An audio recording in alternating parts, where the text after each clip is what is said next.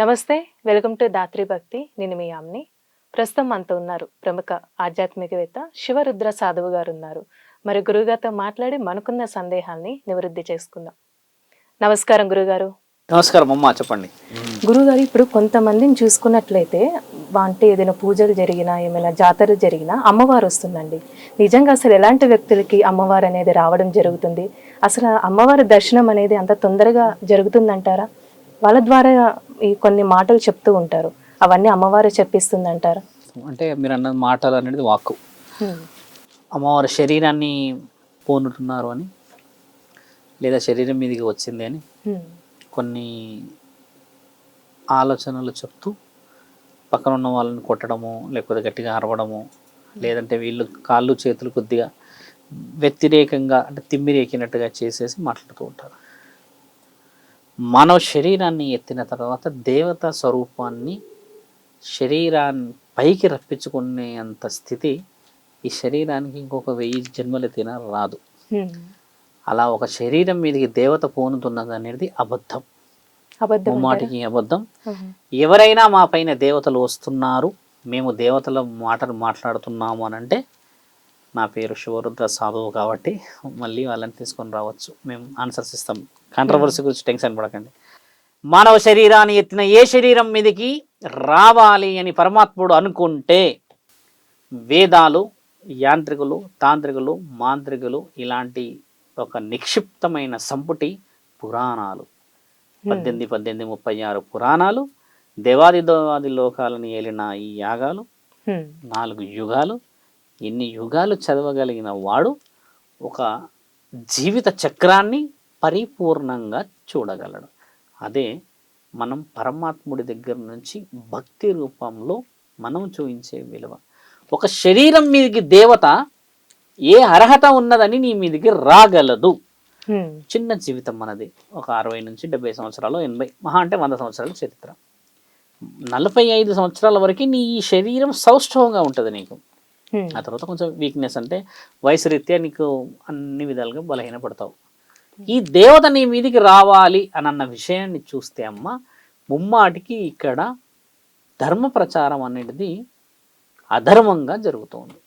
శరీరం మీదకి దేవతలు రారు, వచ్చే తరుణం లేదు. ఎక్కడో ఒక శరీరం, 2 శరీరాలు ఉన్నాయి ఇప్పటికీ మన భూమండలం మీద. వాళ్ళు పంచభూతాలకు సంబంధించిన ప్రశ్నలకు మాత్రమే జవాబులు ఇస్తారు, కానీ నీ గర్భానికి సంబంధించింది, నీ ఇంటికి సంబంధించింది, నీ ఆస్తికి సంబంధించింది, నీ అంతస్తుకు సంబంధించిన ప్రశ్నలకు జవాబులు ఇవ్వరు. ఉదాహరణకి మహంకాళి జాతరలో అమ్మవారు వస్తున్నారు అని ఓ తల్లి మాట్లాడుతున్న ఆ మాటల్లో మీరు బాగా గమనించి చూస్తే వర్షాలు, వ్యవసాయం, ఆరోగ్య పరిస్థితులు, ఈ యొక్క మహమ్మారి అంటే రోగాల గురించి ప్రశ్నలకి జవాబులు ఇస్తుందే తప్పితే, పోయిన సంవత్సరం కాక అంతకు ముందుకు సంవత్సరం ఒక ప్రశ్న వేశాడు ఆ బ్రాహ్మణుడు, అక్కడున్న ఒక పురోహితుడు, ముఖ్యమైన అతిథి. ఆయన ఏమన్నారంటే, అమ్మా నీకు బంగారు బోనాన్ని సమర్పించాము, నీకు ఆనందమేనా అని అన్నాడు. అమ్మ ఏమన్నది తెలుసా? నా బోనాన్ని నాకే కదరా సమర్పించింది, దానిలో ఆనందం ఏముంది అని అన్నది. అంటే అలాంటి ప్రశ్నలన్నీ అక్కడికి కట్ చేసింది. ఏమన్నది? ఇప్పుడు చాలా మంది గర్భవతులు క్రమసంఖ్యలో వస్తున్నారు, చాలా చాలా దూరం నుంచి, అంటే లైన్, వాళ్ళకి వెసులుబాట్ల గురించి చెప్పింది. అంటే పంచభూతాలలో అంటే నన్ను పూజించడానికి, నన్ను దర్శించుకోవడానికి ఎక్కడి నుంచో బోనాలు నెత్తి మీద పెట్టుకుంటానన్న ప్రశ్నకి జవాబులు వచ్చాయి. ఇక్కడ అమ్మవారు పోనిన వాళ్ళు ఏం చెప్తున్నారు, మీకు చాలా మంది ఇంటర్వ్యూస్ చూసి ఉండవచ్చు. వాళ్ళు చెప్పేది ఏంటంటే ఏం జరగబోతుందో, ఏం చేస్తున్నారో అని చెప్తారు. అలా చెప్పడం వాస్తవికంగా అవాస్తవం. గతంలో ఒక చరిత్రలో రాసి ఉన్న ఒక చిన్న సంపుటి చెప్పాము మీకు మేము. ఒక దేవత స్వరూపం మన దగ్గర శివశక్తులు కానీ, మాకు దేవత పోనుతుందని కానీ ఏ విధముగా వచ్చింది అని చెప్తూ ఉన్నాం. కొంచెం మనము దేవుడి యొక్క వివరణ వచ్చింది కాబట్టి చెప్తే చాలామంది బాధపడి మనల్ని కొద్దిగా వ్యతిరేకంగా చెప్తున్నారు. ఈ దేవత వచ్చిన వాళ్ళందరూ లవ్ ఫెయిల్యూర్స్.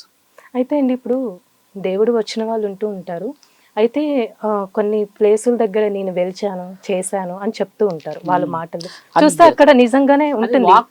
అది వాళ్ళు దేవతలు కారు. నీ ఉన్నావమ్మా బిడ్డ జాగ్రత్త, పలానా మూల మలుపులో రాయి ఉంది అని చెప్పింది జాగ్రత్త. అంటే నువ్వు అది ఇంత ముందుకు చూసావు కాబట్టి చెప్పావు. అంటే నీకు ఒక ముందస్తు ఆలోచన వచ్చింది. ఇప్పుడు ఈ అమ్మవారు అక్కడ ఉన్నది అని అంటే అమ్మ అది వాక్కు, ఆ క్షణం ఆ అమ్మవారు పలికిచ్చింది, అంతేకాని దేవుడు వచ్చి పలకలేడుగా.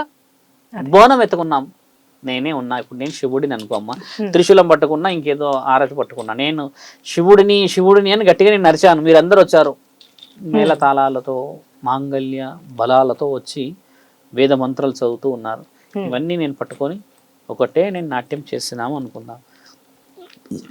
ఇవన్నీ నేను నాట్యం చేసి ఎక్కడికి వెళ్ళాలి? నేను శివుడిని అయితే కైలాసానికి కదా. అయితే ఇక్కడ బోనం ఎత్తుకున్న వాళ్ళందరూ ఎక్కడికి వెళ్తున్నారు? నేనే శివుడిని అయితే నేను కైలాసానికి ఎందుకు వెళ్ళాలి? నా దగ్గరికి రావాలి కదా అందరూ. బోనం ఎత్తుకున్న దేవత బోనం ఎత్తుకొని ఎక్కడికి వెళ్తుంది అంటున్నాను?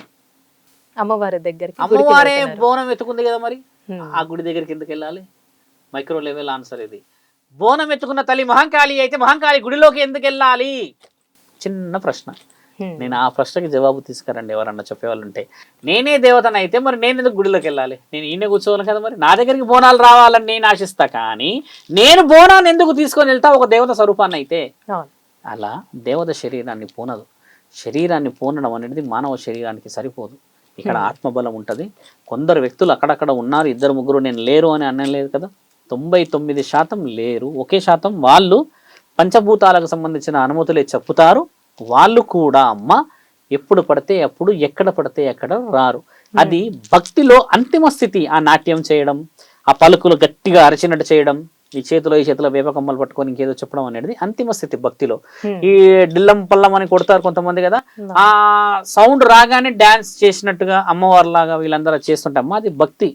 ఎల్లమ్మ తల్లి వచ్చేసినట్టు కాదు. ఏ దేవత కూడా నాట్యం చేయదు.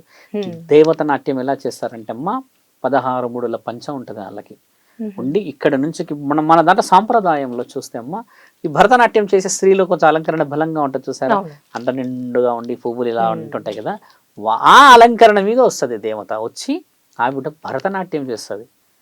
ఏదన్నా చరిత్ర శాసనాల్లో చూసారా ఏ దేవతనన్నా ఆడే నాట్యాన్ని? భరతనాట్యమే ఆడేదే చూస్తాం మనం. పైన శివుడు ఆడినా, గంగామాత ఆడినా, మిగతా దేవతలు.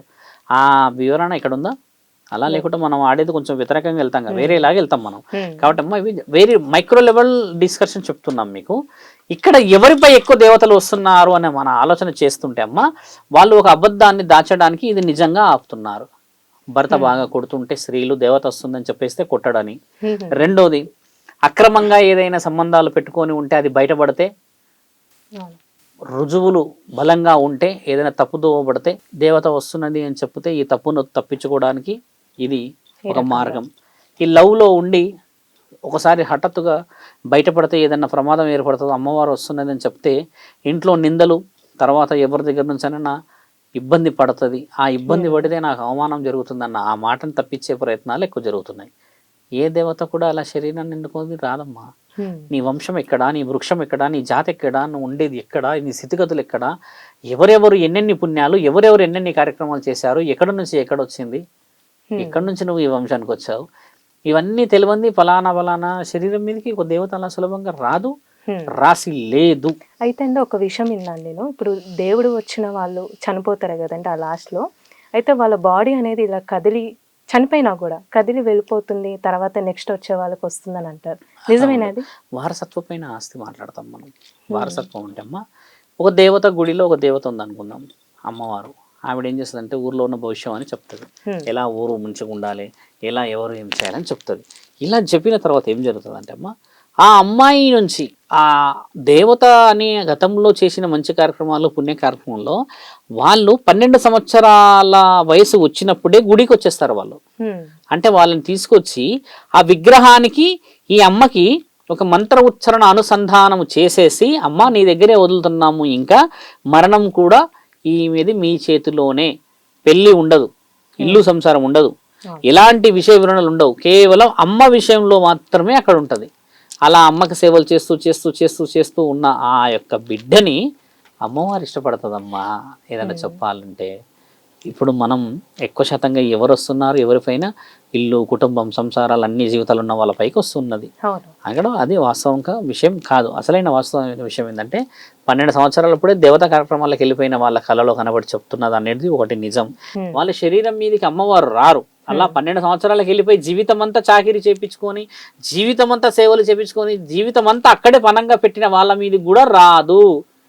నుదుటి పైన ఒక నీడ మాత్రమే చూపిస్తుంది ఆ వాకు పలకడానికి. మీరు అన్నారు కదా అక్కడ చూస్తే నిజంగా ఉంటుంది అని అంటే కళలో చెప్పుతుంది. ఫలానా ఒక మాట చెప్పి అమ్మ శ్రవంతి నేను అక్కడ వెలిశాను అన్నప్పుడు ఎక్కడ వెలిశాను అని చెప్పింది అక్కడ వెలిశాను నేనేరా అని మన వాళ్ళు అబద్ధాలు ఆడుతున్నారు. ఇక్కడ జరుగుతున్న పొరపాటు. అలా చేయకూడదు. భక్తితో నువ్వు నాట్యం చేయమని శాస్త్రగ్రంథాలు రాసి ఉన్నాయి, కానీ నాట్యం చేస్తున్న ఆ ఎల్లమ్మ పాట మీద నాట్యం చేసి మంచిగా అందరం కలిసి ఆనందంగా ఉండాల్సింది వదిలేసి నేనే ఎల్లమ్మని అని ఆడుతున్నారు ఇక్కడ. అది కాదా అమ్మ తప్పు? అలాంటి తప్పు చేయవచ్చునా? దేవత బోనం ఎత్తుకొని ఏడిపోతుందమ్మా? మరి బోనం ఎత్తుకున్న వాళ్ళందరం కలిసి దేవత దగ్గరికి వెళ్ళాలి. ఇక్కడ దేవతనే బోనం ఎత్తుకుంటే మరి ఏడిపోతుంది తల్లి? వెరీ డీపెస్ట్ డిస్కషన్ కూడా చెప్తున్నాము. అలా శరీరాల మీదకి దేవతలు రారు. అలా వచ్చిన వాళ్ళందరూ చెప్పిన విషయ వివరణలని నిజ నిర్ధారణలు చేసుకోకపోతే ఏమి జరుగుతుందో తెలుసా అమ్మ? వంశ అభివృద్ధి జరగదు. తీవ్ర రక్తస్రవం ఆడవాళ్ళ కొంతమందికి ఇబ్బడుతుంది. మగపిల్లలకి సడన్ గా గండాలు ఏర్పడతాయి. కొంతమంది చనిపోతారు కూడా. భర్తలు ఉంటే భర్తలకి గండాలు వచ్చేస్తాయి. డబ్బు కలగదు, మనశ్శాంతులు ఉండవు. ఇంట్లో ఏదో తెలియని భయం భయం భయం భయం. ఈవిడ మనశ్శాంతి ఉండదు. ఈవిడ చేస్తున్న పని ఏంది? నాకు దేవత వస్తుందని చెప్పేసి నలుగురితో మాట్లాడుతున్న ఆ తరుణంలో ఈవిడ సొంతంగా ఆ దేవత ఈవిడని ఇబ్బంది పెడుతుంటది. నిజమైన దేవత వచ్చే మనుషులు అనారోగ్య పరిస్థితులు, ఇంట్లో చుట్టుపక్కల ఉన్న పరిస్థితులు అందరూ బాగుండాలి కదమ్మా. అలా బాగాలేరు చాలా మంది. ఎందుకంటే నిజాలన్నీ మన వాళ్ళు దాచేసేసి అబద్ధాన్ని నిజం చేసేసుకుంటున్న ఈ ప్రయాణం పడికైనా ప్రమాదమే. చాలా చక్కగా తెలియసే గురుగారు. ధన్యవాదాలు. ధన్యవాదాలమ్మా.